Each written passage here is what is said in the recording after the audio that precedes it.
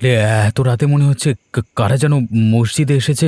হাঁটবার আওয়াজ শুনতে পাচ্ছি। এই যে চোর হবে বোধহয়, চুরি করতে এসেছে। ইয়া আল্লাহ, একবার গিয়ে দেখে আসি।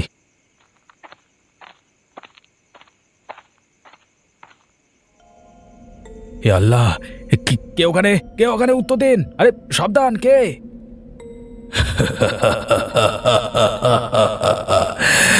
আসসালামু আলাইকুম। এই আল্লাহ, উড়ি বাবা, বাঁচাও! আরে!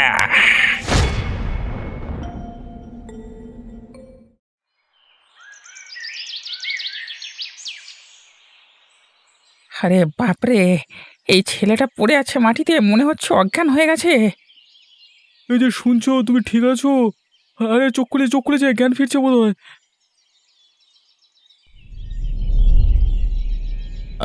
আমি আমি ঠিক ঠিক পানি, পানি, একটু পানি। নাও পানি।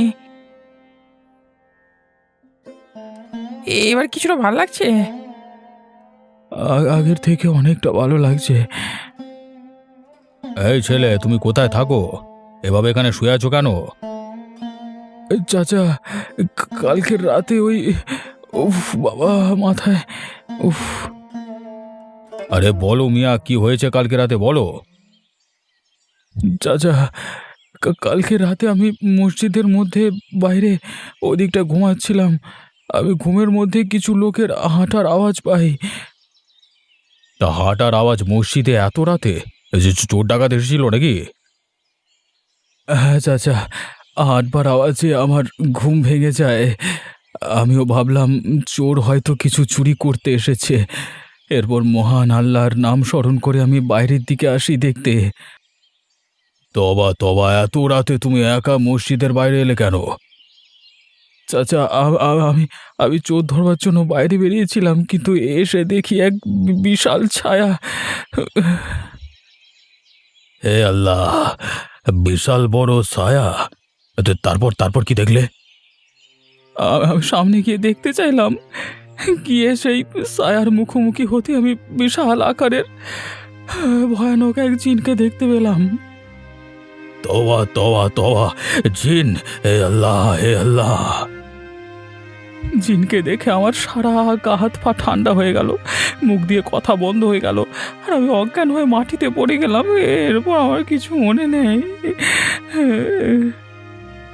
আবার জানা মতে মসজিদের সামনে কোনো খারাপ আত্মার দাঁড়ানোর সাহস থাকে না। আবার তাই সন্দেহ হচ্ছে বিষয়টা নিয়ে। আল্লাহ! আমাকে তুমি কোন পাপের শাস্তি দিলা আল্লাহ? আমার সোহাগকে তুমি কেড়ে নিলে, আমার সব শেষ হয়ে গেল।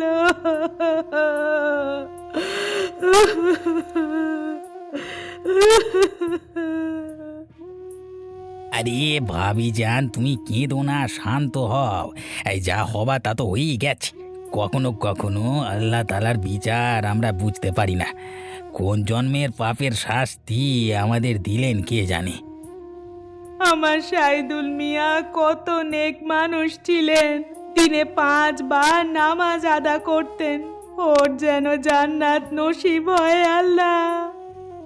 ভাইজান আর আমি সকালে একসাথে মসজিদে নামাজ আদায় করতে যেতাম, কিন্তু কি থেকে কি হয়ে গেল কিছুই বুঝতে পারছি না।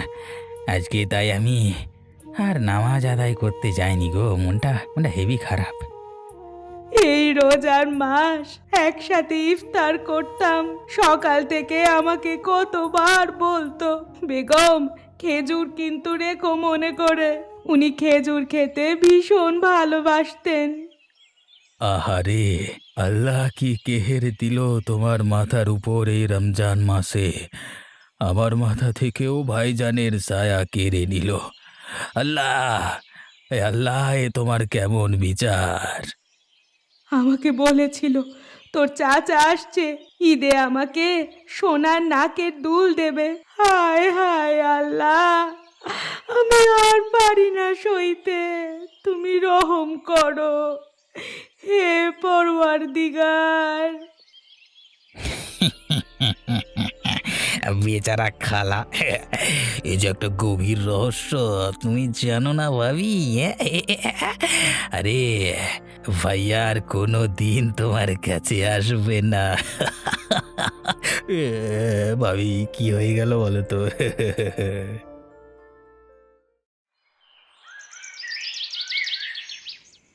এই সময় আমার কলিজার টুকরো পায়েলের কথা বারবার মনে আসে। তখন মনটা বড় উদাস হয়ে যায়।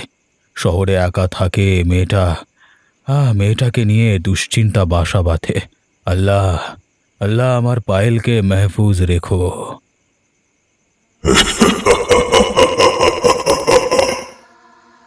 আরে আরে উঠানে কে এত জোরে জোরে হাসছে? একবার দেখি তো এ সময় কে এলো উঠানে।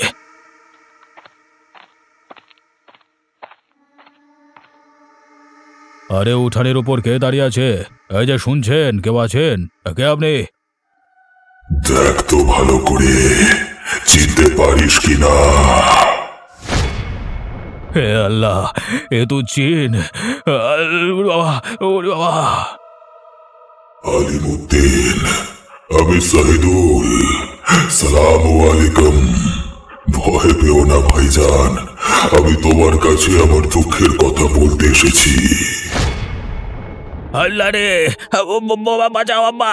না না, আমাকে ছাড়, আমাকে ছাড় রে বাবা, পালাই ওখান থেকে বাবা রে। আমার সাথে অন্যায় হয়েছে চাচা, আমি সেটা জানাতে এসেছি। ভয় করবেন না, আপনি দয়া করে আমার কথা শুনুন। আপনার কাছে আমি বিচার চাইতে এসেছি। ওরে আল্লাহ বাঁচাও আমাকে, ওরে বাবা রে বাঁচাও, মেরে ফেললো জিনে।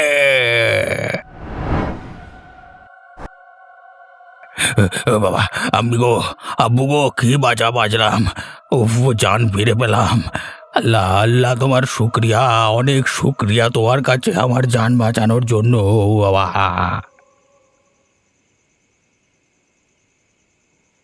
এই হাসলে যে মিষ্টি করে, টুম প্রেম ঝরে দু চোখ ভরে, এই টিঙ্কে টিকিরে টিঙ্কে টিকিরে। আরে দু চোখ ভরে প্রেম ছিল, যা মনের আশা ছিল আজকে সত্যি করে দিলে। এই যে মিয়া, কবর পানি শেষ হয়ে গেছে, যাও গিয়ে সরকারি কল থেকে নিয়ে এসো। আর মাসকাবারির বাজারও প্রায় শেষের পথে, বুঝলে? জমানো টাকা পয়সা সব প্রায় নেই বললেই চলে। তোর এসব কথা শুনে শুনে আমার কান পচে গেল। উফ, বাড়িতে একটু শান্তি পাওয়া যায় না? এই কোথায় একটু মন চাঙ্গা করবার জন্য গান গাইবো, সেটাও পারি না। এটা নেই ওটা নেই, জ্বালাতন। কাজের কথা বললেই তখন গায়ে ফোসকা পড়ে। কুঁড়ে কোথাকার! শহরে কাজ করছিলে, বেশ ছিল। ওই কাজটা ছেড়ে দিয়ে গ্রামে এসে ঘরে বসে আছো। এভাবে বসে থাকলে কে খাওয়াবে? আমার আর কাজ করতে ভালো লাগে না, অনেক কাজ করেছি। গ্রামে একটা বন্ধ শুরু করব। ওই গ্রামে থেকে কাজ করলে বাড়ির চল, খাবার, পরিবারের সকলের মাঝে থাকবার সুযোগ থাকবে, তার উপর রোজগার। হায় আল্লাহ, এই কি কথা! কাজ না থাকলে করবে কি? আজ 1 মাস হলো তুমি বাড়িতে বসা, এরপর কি হবে জানি না। যা টাকা ছিল সবই তো শেষের পথে। আরে আমি সারা জীবন বাড়ি ছেড়ে তোমাদের জন্য খাটতে যাব নাকি? আমি কি বিশ্রাম নিতে পারি না? তোমাদের জন্য এত করে মন পাই না, আমি আর শহরে যাব না। আমাকে নিকা করার সময় খেয়াল ছিল না? হ্যাঁ, সারা জীবন আমার খাওয়া পড়ার দায়িত্ব নিতে হবে। এখন নিজের আরামের জন্য সেই দায়িত্ব এড়িয়ে যেতে চাইছো? কলমা পড়ার সময় জনাবের সামনে তুমি সব শর্ত কবুল করেছিলে, মনে রেখো। আমার যা ইচ্ছা আমি তাই করব, তোমার বলার দরকার নেই, ঠিক আছে? তোমার মুখে বড় বড় লেকচার। আগে বর্তমানে খাবারের ব্যবস্থা করো, আর তা না হলে ব্যবসার কথা চিন্তা করবে। গাছে কাঁঠাল, গোফে তেল। ভালো কথা বললেও দোষ। না না, সরো দেখি, সারাদিন শুধু খ্যাচ খ্যাচ করো, আমাকে একটু শান্তিতে থাকতে দাও না। হে খোদা, আমার কপালে তুমি এটাই লিখে রেখেছিলে। তোমার সঙ্গে এক সংসারে থাকা সম্ভব না, আমি চললাম। দেখ,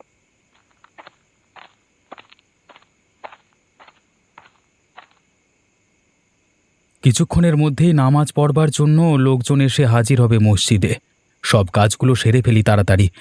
একা হাতে এত বড় মসজিদের কাজ সামলানো বড় কঠিন।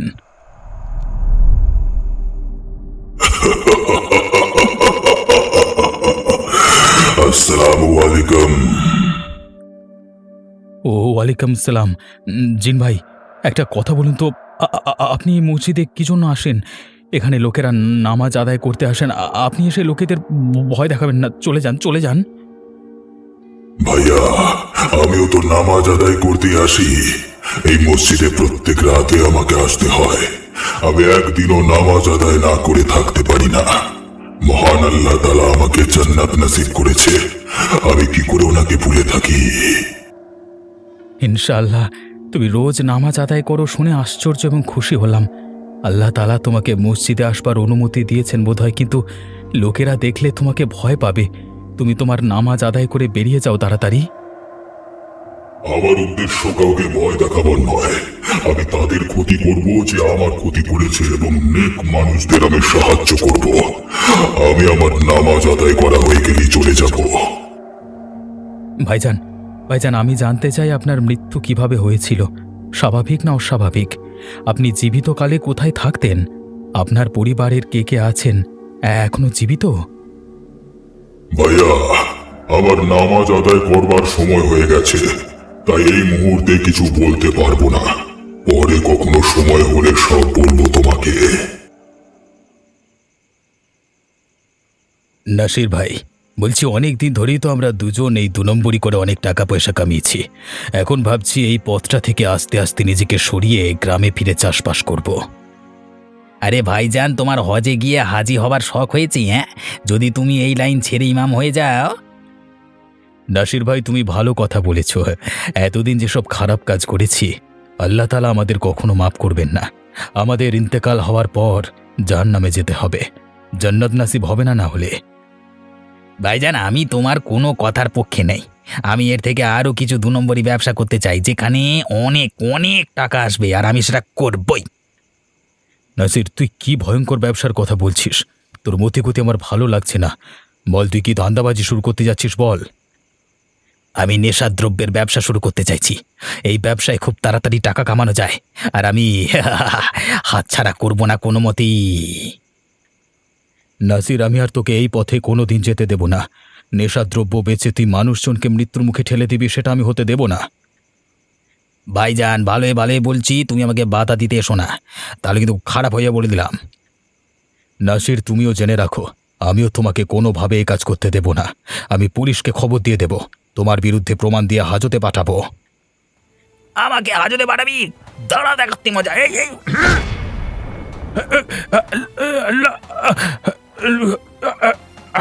আমি তোকে ছাড়বো না নাসির। মাথার উপর যদি আল্লাহ তাআলা থাকে, শোধ আমি। মালটার বেশি বার বেড়েছিল, তাই সল্টে দিলাম। এরপর লাশটাকে নদীর জলে ফেলে দিই। কেউ আছে কিনা দেখিনি, আশেপাশে না কেউ নেই। এই ফাঁকে লাশটাকে জলে ফেলে দিতে হবে। পালাই, এখন পালাই। পায়েল, একবার বিসমিল্লাহ করো। দেখো, তুমি আসবে বলে পোলাও, গোস্ত, কাবাব, সালাদ সব তোমার জন্য আয়োজন করেছি। নাও নাও, দেখি খাওয়া শুরু করো। আই লাভ ইউ আব্বাজান। আমি খুব খুশি এত খাবারের আয়োজন দেখে। তুমি এখনো আমার সব পছন্দগুলো জানো। তুমি যে আমার দিলের টুকরা।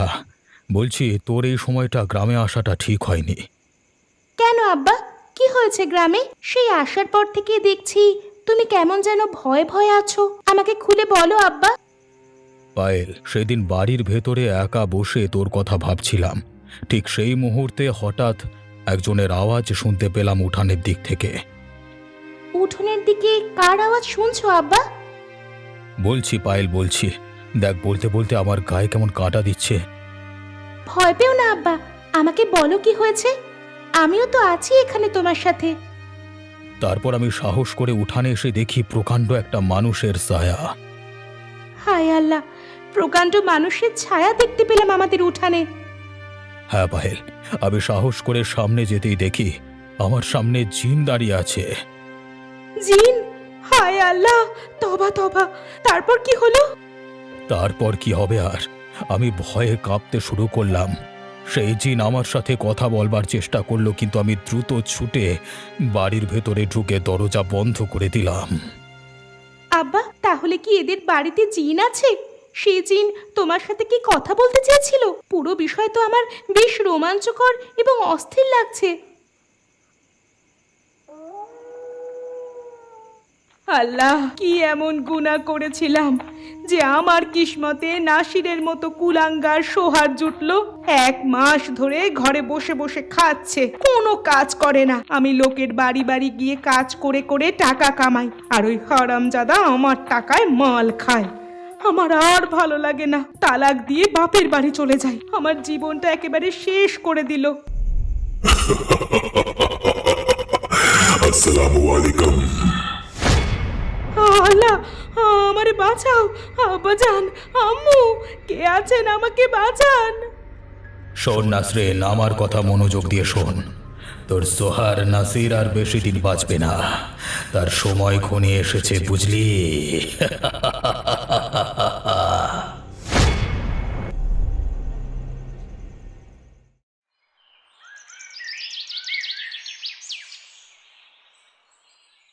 ভাইজান, সালাম আলাইকুম। ওয়ালাইকুম সালাম। পায়েল, এসো এসো, বলো কবে এসেছো শহর থেকে? গতকাল এসেছি। আজ আমি তোমার সাথে কিছু কথা বলতে এসেছি আব্বুকে নিয়ে। আলিমুদ্দিন চাচার কি শরীর খারাপ নাকি? ভাইজান, বলতে পারো ওই রকম এক প্রকার। আব্বুর শরীর মন কোনোটাই ঠিক নেই। বলো পায়েল, কি কথা বলতে এসেছো? ভাইজান, সেদিন আব্বু ঘরের ভেতরে বসে আমার কথা ভাবছিল, ঠিক সেই সময় উঠোনে এক বিশাল ছায়ার আওয়াজ করলো। ভয়ানক ঘটনা। এরপর বলো কি হয়েছে? আব্বু সামনে যেতেই একজন ভয়ানক জিন আব্বুকে ওর কথা শোনার জন্য অনুরোধ করছিল, কিন্তু আব্বু ভয়ে ঘরের ভেতরে ঢুকে দরজা বন্ধ করে দিল। আমারও এই একই রকম ব্যাপারটা ঘটেছিল। একদিন রাতের বেলায় ঘুমিয়ে আছি, তখন শুনতে পেলাম কেউ যেন মসজিদের ভেতর ঢুকছে। কাছে গিয়ে দেখতে চাইলাম, হঠাৎ দেখলাম বড় জিন। তাহলে এই জিন কার হতে পারে? কেন উনি অতৃপ্ত হয়ে একে ওকে দেখা দিচ্ছে? কিছু বলতে চাইছে বোধহয়। ওই জিন আর কেউ নয় পায়েল, সাহিদুলের জিন। প্রত্যেক দিন ভোর রাতে নামাজ আদায় করতে আসে, এবং যাতে পরবর্তীকালে সে যা পাপ করবে সবকিছু ধুয়ে যায়। আমার ধারণা ওই সাহিদুলের জিন ওর মৃত্যুর রহস্য উন্মোচন করবার জন্য আমাদের কাছে দেখা দিচ্ছে।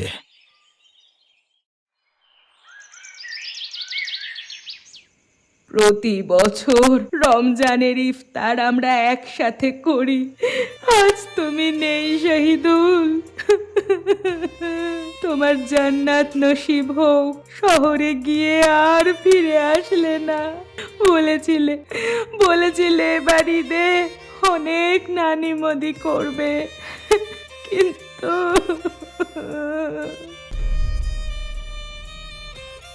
আফরোজা, আমার এখানে এসো, আমার কাছে এসো। হে আল্লাহ, গলার আওয়াজটা শহীদুল মনে হচ্ছে।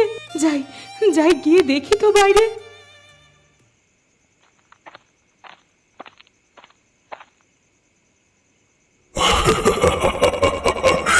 আসসালামু আলাইকুম আফরোজা, আমি শাহিদুল।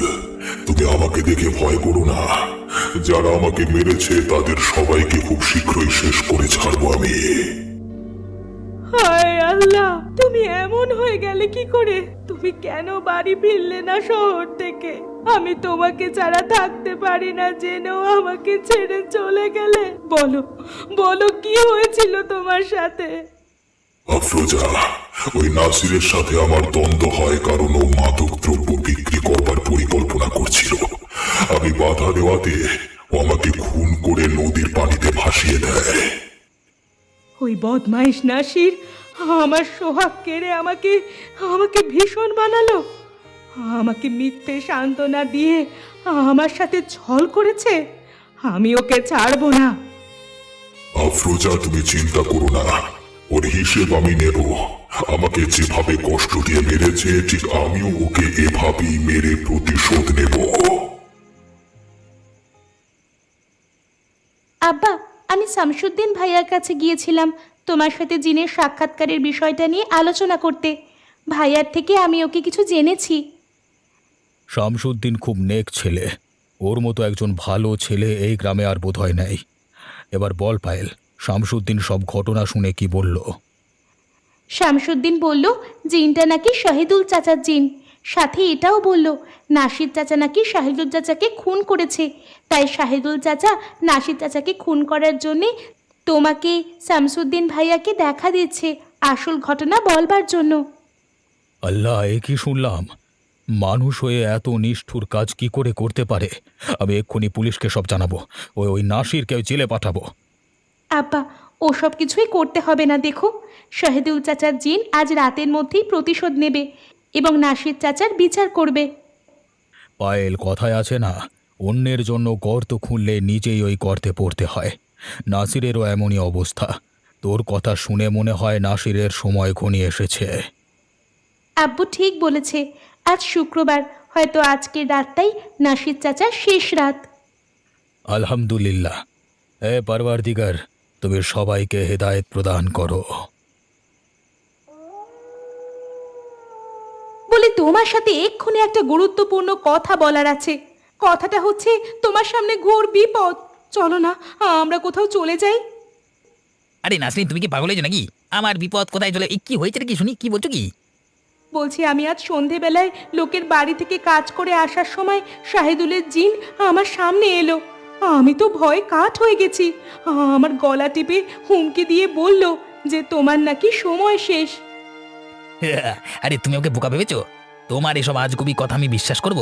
আসলে আমার সন্দেহ হচ্ছে তুমি ইচ্ছে করে এসব কথা বলছো যাতে তোমাকে অন্যের বাড়ি গিয়ে কাজ না করতে হয়।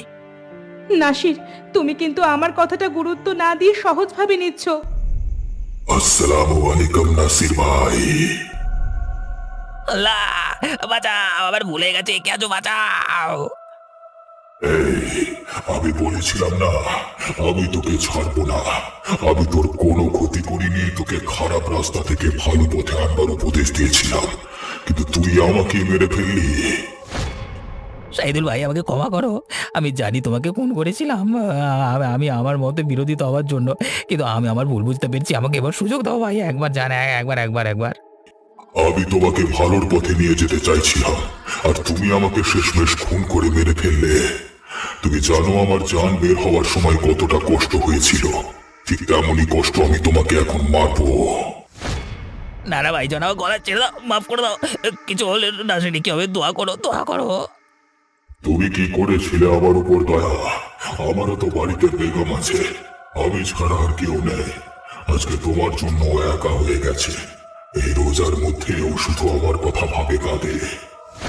শাহিদুল ভাইজান, আপনি খুব ভালো মানুষ, আমি জানি। আপনার মন অনেক বড়। আমি নাসিরের হয়ে ক্ষমা চাইছি। ওকে ক্ষমা করে দিন। ওকে আপনি মারবেন না। আমাকে দোহাই করবেন। ভাইজান, ক্ষমা করো, আমার অনেক বড় ভুল হয়ে গেছে। আমি তোমাকে কথা দিচ্ছি আর কোনো দিনও ২ নম্বরই কাজ করব না।